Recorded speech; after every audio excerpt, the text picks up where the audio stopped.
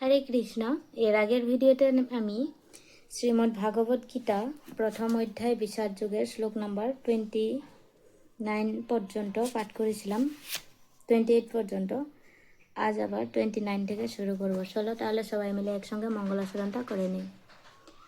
ওম অজ্ঞানাতিমিরন্ধস্য জ্ঞানাঞ্জনশলাকয়া चक्षुरुन्मीलितं येन तस्मै श्रीगुरुवे नमः। श्रीचैतन्यमनोभीष्टं स्थापितं येन भूतले स्वयं रूपं कदामह्यं ददाति स्वपदान्तिकम्।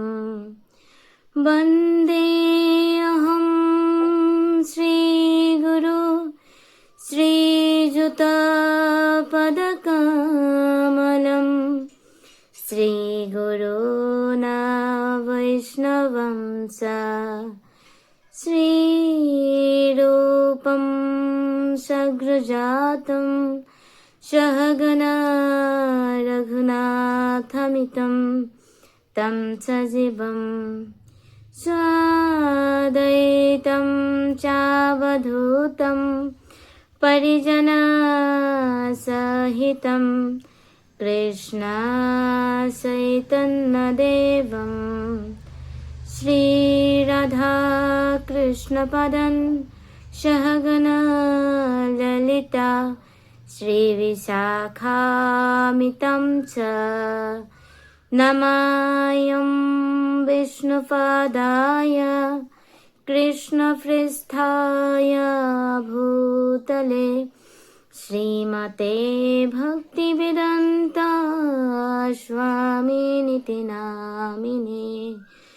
नमस्ते सरस्वती देवे गौरवाणी प्रसारिणे निर्विशेष शून्यवादी पाश्चात्यदेशतारिणे। नमो आचार्यपादाय निताय कृपाप्रदायिने गौरकथादामोदराय नगरे ग्रामतारिणे।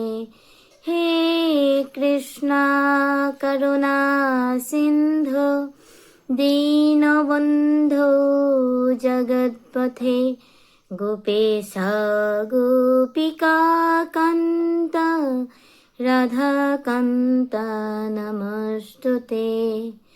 तप्तकाञ्चन गौराङ्गी राधे वृन्दावनेश्वरी विश्वभानुसुते देवी प्रणमामि हरिप्रिये।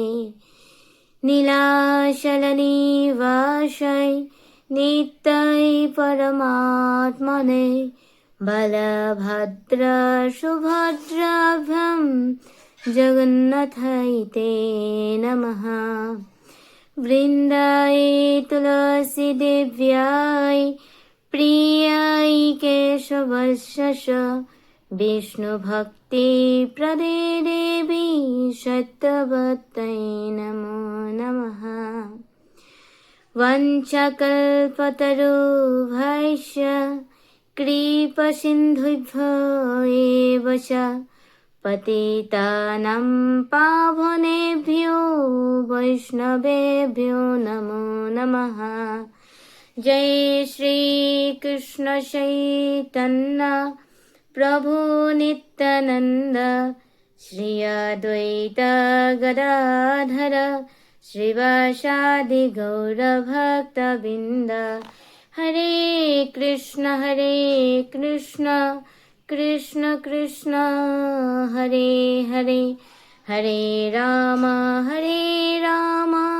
राम राम हरे हरे। जगद्गुरु श्रील प्रभुपाद की जय। निताई गौर प्रेमानंदे हरि हरि बोल।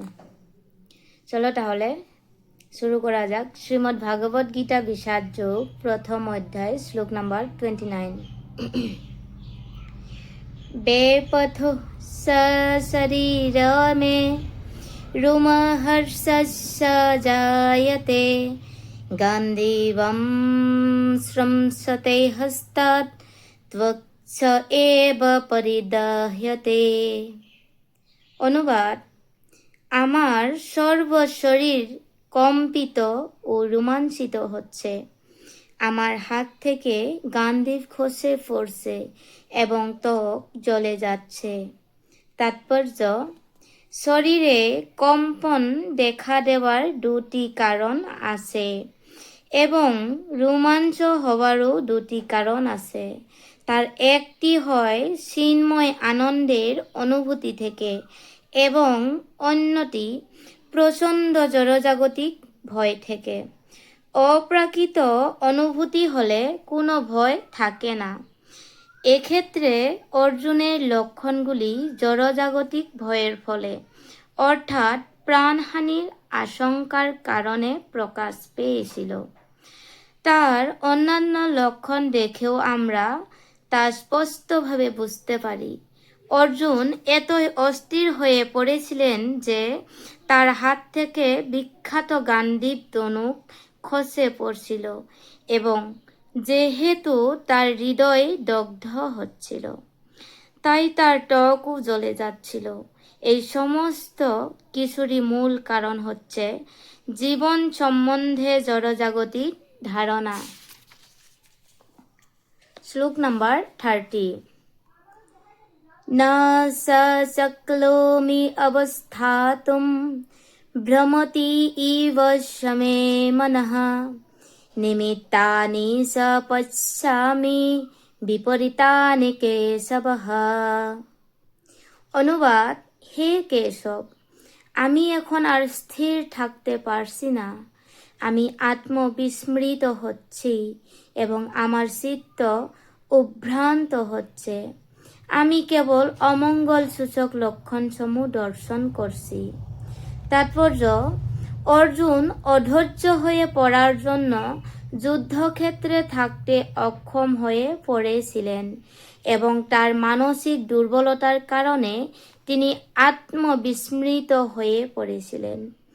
জড়জগতের বিষয়ের প্রতি অত্যধিক আসক্তির ফলে মানুষ এভাবে মোহাচ্ছন্ন হয়ে পড়ে। ভয় দ্বিতীয়াভি নিবেশত 7:11-2:37 বলা হয়েছে। এই ধরনের ভীতি ও মানসিক ভারসাম্যের অভাব তখনই দেখা দেয় যখন মানুষ জড় অবস্থার দ্বারা অত্যন্ত প্রভাবিত হয়ে পড়ে। অর্জুন যুদ্ধক্ষেত্রের করুণ পরিণতি কেবল দর্শন করেছিলেন।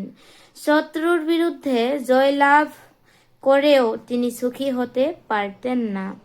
এখানে নিমিত্তানি বিপরীতানি উক্তিটি তাৎপর্যপূর্ণ। মানুষ যখন আশা করতে গিয়ে কেবল নৈরাশ্যই দর্শন করে, তখন সে মনে করে আমি কেন বেঁচে আছি।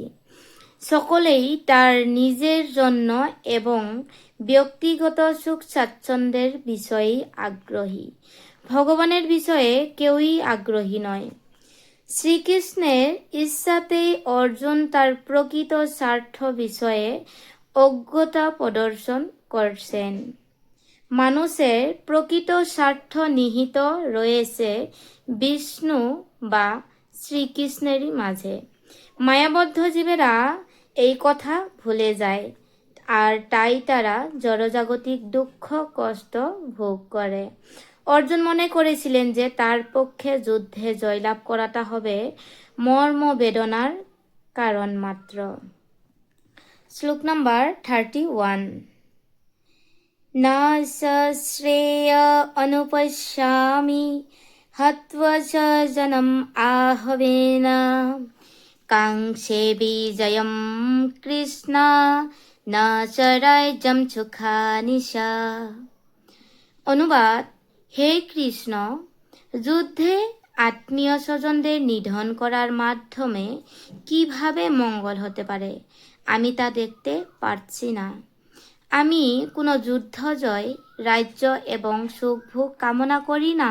বিষ্ণুই অর্থাৎ বা শ্রীকৃষ্ণ যে তাদের প্রকৃত স্বার্থ তা না জেনে বদ্ধজীবীরা দেহগত সম্পর্কের দ্বারা আকৃষ্ট হয়ে সুখী হতে চায়। জীবনের এই প্রকার অন্ধ ধারণার বশবর্তী হয়ে তারা এমনকি জাগতিক সুখের কারণগুলিও ভুলে যায়। এখানে অর্জুনের আচরণ থেকে মনে হয় যে তিনি তার ক্ষাত্র ধর্ম ভুলে গেছেন। শাস্ত্রে বলা হয়েছে, দুই রকমের মানুষ পরম শক্তি সম্পন্ন ও উজ্জ্বল আলোকে উদ্ভাসিত সূর্যলোকে উত্তীর্ণ হন। তারা হলেন শ্রীকৃষ্ণের আজ্ঞা অনুসারে যুদ্ধে অবতীর্ণ হয়ে রণভূমিতে প্রাণ ত্যাগ করেন, যে ক্ষত্রিয় এবং সর্বত্যাগী সন্ন্যাসী, যিনি আধ্যাত্ম চিন্তায় গভীরভাবে অনুরক্ত।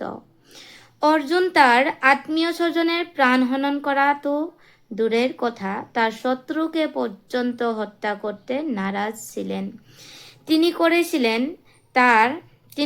মনে করেছিলেন তার স্বজনদের হত্যা করে তিনি সুখী হতে পারবেন না, আর তাই তিনি যুদ্ধ করতে চাইছিলেন না। ঠিক যেমন মানুষ ক্ষুধা না থাকলে রান্না করতে চায় না, এখন তিনি স্থির করেছেন অরণ্যের নির্জনতায় নৈরাশ্য পীড়িত জীবন অতিবাহিত করবেন। কিন্তু ক্ষত্রিয় রূপে জীবন ধারণের জন্য তার একটি রাজত্বের প্রয়োজন ছিল, কারণ ক্ষত্রিয় অন্য কোনো পেশায় নিযুক্ত হতে পারেন না। কিন্তু অর্জুনের কোনো রাজত্ব ছিল না। তার পিতার কাছ থেকে উত্তরাধিকার সূত্রে প্রাপ্ত রাজ্য উদ্ধার করার জন্য অর্জুনের একমাত্র উপায় ছিল তার জ্ঞাতি ভ্রাতাদের সঙ্গে যুদ্ধে লিপ্ত হওয়া, যা তিনি করতে চাইছিলেন না। তাই তিনি বিবেচনা করেছিলেন যে বনে গমন করে নৈরাশ্যময় নির্জন জীবনযাপন করাটাই তার পক্ষে ঠিক ছিল।